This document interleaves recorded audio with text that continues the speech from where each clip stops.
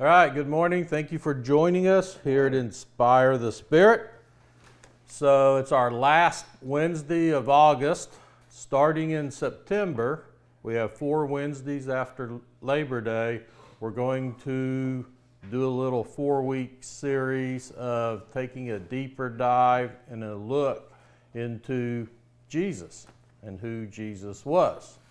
I figure since we're here to inspire the Spirit and increase our lives and develop our relationship with Christ, talking about Jesus is probably a good subject. So we will dive into that deeper next month when we come back from the break. So today we're going to kind of do a preview and lead into that series by asking a question: do we get him? When I say do we get him, I'm talking about, do we fully understand who he was? Do we really comprehend what Jesus did? Do we get him? Now, this is really a flip side from a marketing campaign that started last year in 2022. We've all heard of the He Gets Us. Well, if he gets us, today, do we get him? He understands us. And that marketing campaign started last year at the end, towards start of the NFL playoffs. They spent $100 million running these ad campaigns and ran 2 of them during the Super Bowl. And if you remember, they're black and white photos of current social events, things that are on the forefront of people's minds. And the message was to relate to young people who have drifted away from church and gotten less involved in reading the Bible daily, to try to drive a point home that the life that Jesus led is very relative to even the social events and issues of the day and how they tie and communicate to each other. Now, it was interesting that that ad campaign drew criticism from both the far left and the far right. Both sides saw some good in it, and yet both sides had some critical viewpoints of it. And I figure if you've done anything to really rattle the cages of 2 extremes, you're probably doing something right. You probably have a good message to share if you can touch both sides of the spectrum. So let's dive into today's Do We Get Him? You see, Jesus lived a life like no other person ever, past, present, or future. And we can say that because we can look at people that lived in the past and are now gone. We can look at people living in the present. Sometimes mentally we try to live in the future, but we physically can't live there. But Jesus, who is still alive today, always existed. He's always been in the past. He's always in our present. And he's even in our future. He's always ahead of us, clearing the path, making things happen to the benefit of our good. His life had 2 main themes. He always showed compassion and forgiveness. No one lived a life like Jesus when it comes to compassion and forgiveness. How many of us in this room can honestly raise our hands and say, my entire life has been devoted to showing compassion and forgiveness to those around me? Now, when Jesus walked on this earth, some people were really curious. It was kind of like the circus coming to town. Large crowds, lots of anticipation, and people just wanted to kind of see the show. Some rejected him. They didn't like the attention he was drawing to himself and the fact that the crowds went. So some people kind of just, we just kind of reject the mob. Some people got really angry. He hung out with the wrong people. He didn't do things the way they thought it should have been done. And some disputed his very claims that he was the true living Son of God, and they just disputed him, and therefore many people walked away and missed out on the greatest opportunity of their lives. But Jesus had a singular mission when he was here, to love like nobody else. And he invited everyone to follow. There was no exclusion. Everyone was welcome to follow him. And he always stopped and he always listened. He was never too busy, and he was never in a hurry, and he rejected no one that came to him. He always had open arms and time to discuss and to talk and to visit with everybody on a personal level. And along the way, he performed wondrous miracles. And most importantly, he was the only one who had the authority to forgive us of our sins. In John 6:35, Jesus declared, "I am the bread of life. Whoever comes to me will never go hungry, and whoever believes in me will never be thirsty." Now, when they crucified Jesus and took him in front of the courts, all kinds of charges, they really only nailed him on 3 things. There was 3 charges that stuck that they took him to the Roman courts to get him crucified. Number 1 was healing on the Sabbath. You weren't supposed to work on the Sabbath day. You were to keep it holy and rest. But Jesus was always working. He was always showing compassion and healing for people, and he forgave people even on the Sabbath. And they charged him with that. They also charged him for basically loving sinners. If he was truly a rabbi and a spiritual teacher, he shouldn't have been hanging out with tax collectors and prostitutes and the oppressed and the outcast. And yet he always dined and welcomed the outcast to his table. And the 3rd charge they charged him with was blasphemy.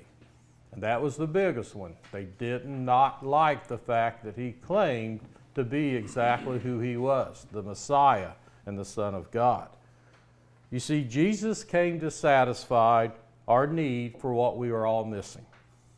Everybody's missing something in their heart until they come to know Jesus.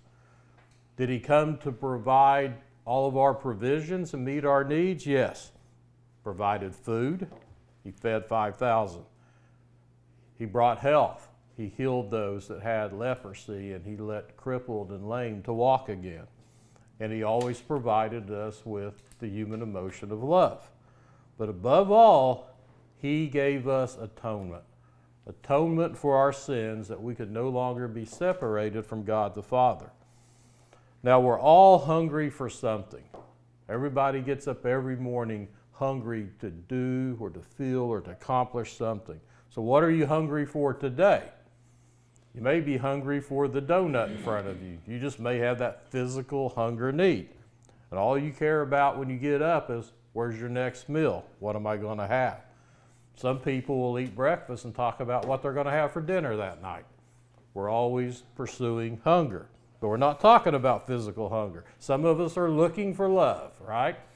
Looking for love in all the wrong places, if you want to age yourself. But we're always looking for that personal gratification. And some of us are looking for acceptance. We just want to be part of the in crowd. We want those around us to acknowledge and accept us. Some are looking for fame. We want everybody to know our name, right? We want everybody to see us, to see our social posts, and to acknowledge that we exist.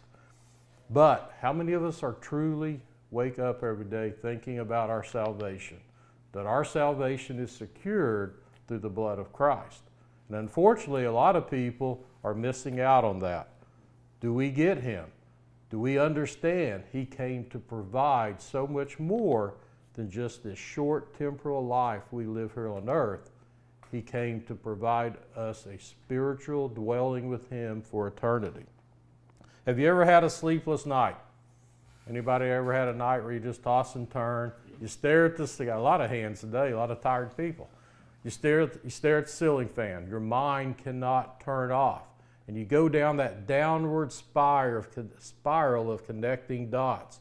Well, because of this means this. Oh, that's going to lead to this. And all of a sudden you go from something as simple as, did I take the trash out, to, man, I might lose my job, that I'm homeless, that I'm living under a bridge, and it's going to be really cold this winter. And we toss and turn. And sometimes we don't even know why we're restless.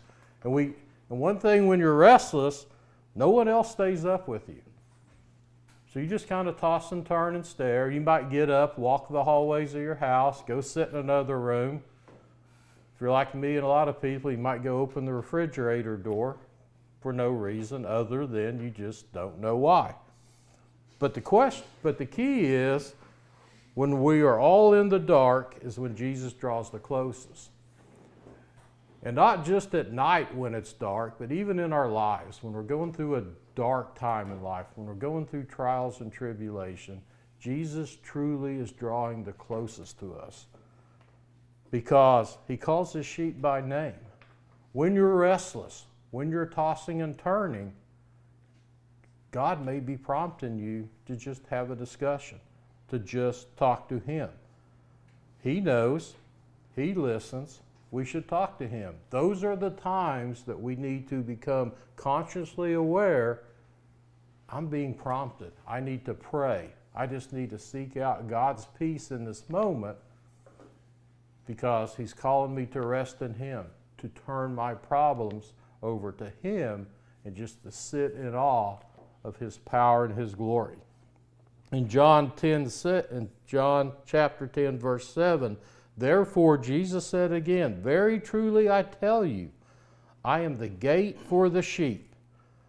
Now the sheep would go out and feed all day. They'd bring them in, they'd set up these pens in the field, and they'd run them in the pens to be safe at night, to keep them together. And the pens had one gate, and you'd close that gate, and that gate was the only way into the safety and protection of the pen, for the flock to be together. And God's love is just like that. He wants to invite us into that pen at night. And the gate, Jesus said, I am the gate for the sheep. He is the only way into the Father's love. And he will close that gate. And what does a shepherd do? A shepherd would lie down and sleep in front of the gate. Anybody coming to steal those sheep, to threaten those sheep, had to go through the shepherd.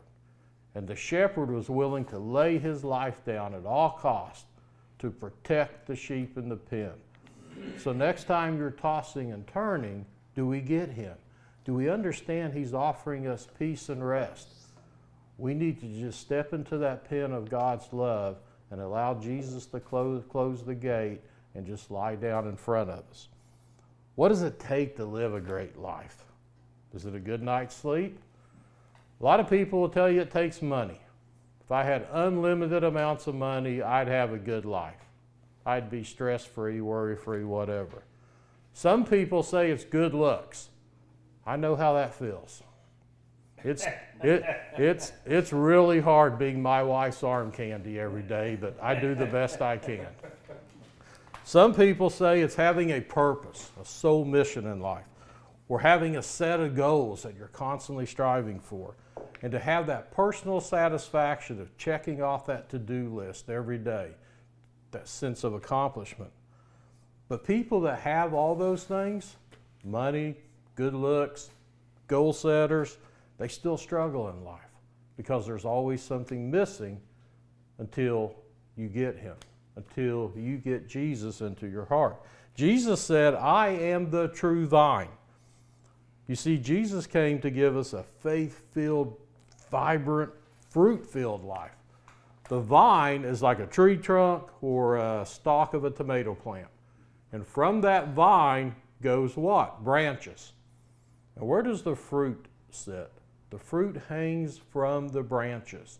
And you know what kind of tree or plant it is, what kind of vine it is, by the fruit it produces. If you see a tomato, it's a tomato plant. If you see an orange, it's an orange tree. In our lives, when Jesus says, I am the true vine, he's saying, quit chasing money and fame and all this other stuff and seek him. And when you let the life come forth from the vine, you become that branch, an extension of Christ himself, and your life begins to bear what? Christ-like fruit. Fruit of goodness and compassion and mercy and giving. And we become known by what? The fruit we produce. So what fruit is your life producing today? Whatever your life is going on in your life and whatever things you're accomplishing and doing, that tells you what vine you're attached to. If you're just out there cranking out a lot of cash, you're attached to the money vine. If you're out there just trying to become famous and acknowledged and you want a bunch of likes and high fives, you're seeking that fame and attention. But if your life is out there focused on loving others and sharing God's message, you know you're tied to the right vine. That's what it really means to live. Jesus called people by their names. People that had never met them before, he called them by names, and it kind of set them back. How does this person know my name? He listened. He answered their questions. He healed them. He taught them. He ate with them and ate with the sinners, and anybody that wanted to come to the table, he was there. He wanted to draw everybody to the vine of life. A great life is living in the presence of Jesus. Fulfilling God's purpose for your life means no comparisons. You don't look around at every other single person's life and compare yours to them. Who has it better or who has it worse? You are solely attached to the vine. There is no comparisons. There are no jealousies. It's just about being who God made you to be. Because he made each of us so special and unique, he has a singular purpose for each of our lives. And we need to stay close to the vine. Do we get him? Are we close to the vine? In John 15:5 is where he said it. He said, I am the vine, you are the branches. If you remain in me and I in you, you will bear much fruit. Because apart from me, you can do nothing. What happens when a branch gets pruned from the vine or the tree and cast aside? Shrivels up and turns brown pretty quick. It can no longer produce fruit because it's separated itself from its source of life. And we need to stay connected to the vine through prayer and through worship and allow Jesus to fulfill us with life-filling, fruit-producing blessings. Jesus is the Good Shepherd. He laid down his life for us on a cross. And the crazy thing about it is he didn't wait for us to clean ourselves up. He didn't say, go get cleaned up, get all the dirt and mud off of you, shake off all the addictions, all the mental issues, all the hatred, the way you think. Come as you are. Just come right now. I'll clean you up. I'll put the pieces back together. In Romans 5:7-8, it's very rarely will anyone die for a righteous person, though for a good person, someone might possibly dare to die. Might possibly dare. But God demonstrates his own love for us in this. While we were still sinners, Christ died for us. Think about that. Christ died for you. For us in this room, we weren't even born yet. But he already knew us. He already knew how he was going to create us in our mother's womb. He knew all of our faults and failures. He also knew all the good things he had planned for us. But he didn't wait for us to clean ourselves up and do it on our own. He died and allowed his blood to wash us and make us pure in the Father's eyes. Do we get him? Do we really understand what he did for us? We all want personal freedom, right? We all want to be out on our own, doing our own thing, no one telling us what to do, until we get lost. Till we get lost. Then we got to find our way home. Well, Jesus came to rescue the one who's lost. We talked about it a couple of weeks ago. It doesn't matter about the 99 sheep. If one's out there gone, he's coming to find us to pull us back into the flock. It doesn't matter that the woman in the house had 10 coins and looked down and had 9. She'd lost one. She didn't say, well, I still got 9. What'd she do? She turned that house upside down, cleaning, looking for that lost one. And that's what Jesus is out there doing every day. He's looking for the lost. And he's asking us to partner in that as part of the Great Commission to go find disciples and bring them to the cross. He'll do the heavy lifting. He's the only one that can forgive sins. But he's asking us to help clean the house, to help find the sheep and point them back to the pen. You can't outrun Jesus, so you might as well just stop running and you might as well just turn around because he's right there waiting for you with open arms. Do we get him yet? Do we really get who he was? Jesus made 7 statements in the Bible about who he was, and they're called the 7 I am statements. 7 times Jesus says, I am, and he filled in the blank. Those 7 statements are, he said, I am the bread of life. That is where our true spiritual nourishment comes from. He said, I am the light of the world. Number 3, I am the door. Number 4, I am the real vine. Number 5, I am the good shepherd. Number 6, I am the resurrection and the life. And finally, number 7, I am the way, the truth, and the life. In John chapter 14, Jesus was telling his disciples before he made his final ascension into heaven, he says, I'm going to prepare a place for you, and you will follow me and come. Now, he always spoke in such ways the disciples really didn't always understand what he was saying, but there was always doubting Thomas that got the bad rap for asking the questions. He was the one kid in the classroom that always got a question, over here, got a question. The other disciples didn't understand either, but they were sometimes like us, afraid to ask a hard question out of fear of what? Being embarrassed, maybe looking a little dumb, or I'm the only one that didn't get it. But not doubting Thomas. Thomas was never afraid to ask the question, to the benefit of all of us. And he asked Jesus, how do we know the way? We don't even know where you're going. What are you talking about? And Jesus replied in John 14:6 when he said, I am the way, the truth, and the life. No one comes to the Father except through me. He made it clear, I'm going to see my Father in heaven. And the only way to you to get there is through me, is to follow me. I will show you the way. It's not through good works. It's not about being a good person. Do we get him? It's not about religion. It's about a relationship. It's not about laws and rules and checking all the boxes. It's about being born again, not of flesh, but spiritually being born again. Following Jesus is acting like Jesus. Being a Christian means to be Christ-like. If I'm going to go on a health and fitness trip, I'm not taking advice from somebody that's out of shape and overweight. I'm not taking any fitness advice, any nutritional advice from those people, because they don't represent and look like where I'm trying to go. And as Christians, we got to change our lives, and when people look at us, they go, I see Jesus in them. That's why it's important. I want to be like that. Otherwise, they see somebody that says, they're no different than I am. They're just out there doing what the rest of the world does. What's so special about this? If I want to get in shape, I want a personal trainer that looks in shape. I want a guy that looks the part. And that's what we need to do. We need to start looking the part, and we need to show the love of Jesus. In closing today, I'm going to share a story about a pastor. It's a story we've probably all heard, but a story from years ago. There was a pastor that was getting ready to head a brand new church up. It was a big church in a big city, 10,000 people in a big auditorium.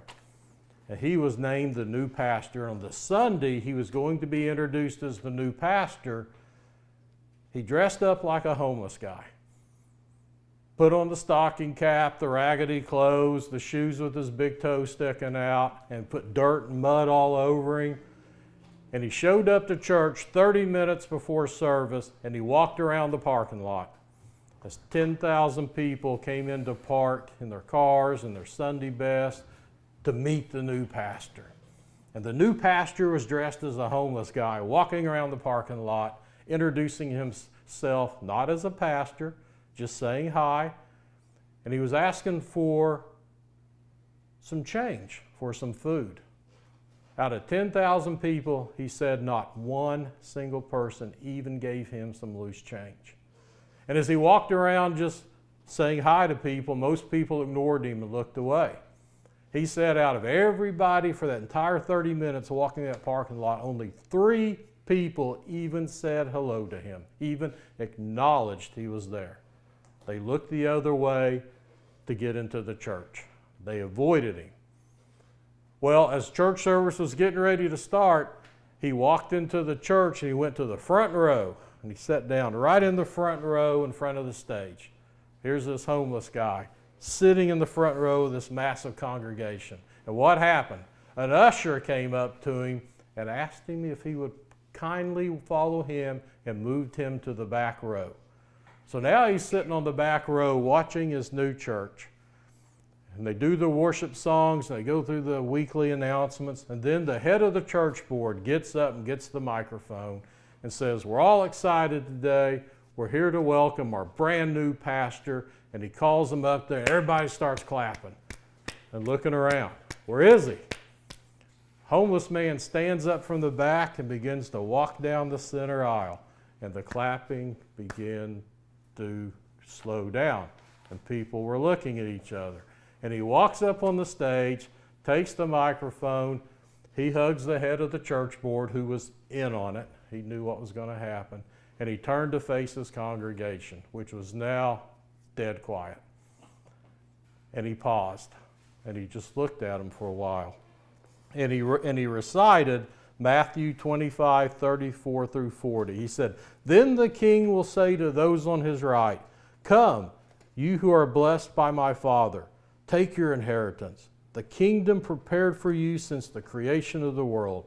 For I was hungry, and you gave me something to eat. I was thirsty, and you gave me something to drink. I was a stranger, and you invited me in. I needed clothes, and you clothed me. I was sick, and you looked after me. I was in prison, and you came to visit me. Then the righteous will answer to him, Lord, when did we see you hungry and feed you, or thirsty and give you something to drink? When did we see you a stranger and invite you in, or needing clothes and clothe you? When did we see you sick or in prison or go to visit you? Then the king will reply, truly I tell you, whatever you did for one of the least of these brothers and sisters of mine, you did for me. After he recited this, he looked toward his congregation and told them everything he had experienced that morning. And many began to cry, and many heads were bowed in shame. He then said, today I see a gathering of people, not a church of Jesus Christ. The world has enough people, but not enough disciples. When will you decide to become a disciple? He then dismissed the service until next week. Do we get him? Do we really get what Jesus' purpose was now? Being a Christian is more than something you claim. It's something you live by and share with others. As we go forth this week, let us take that lesson to heart, that if we really are going to get Jesus and call ourselves followers of him, we need to start producing the fruit. We need to look the part. We're the only Bible some people ever read. And we need to go out into a hurting world and start herding some sheep. Have a blessed week, and we'll see you next Wednesday.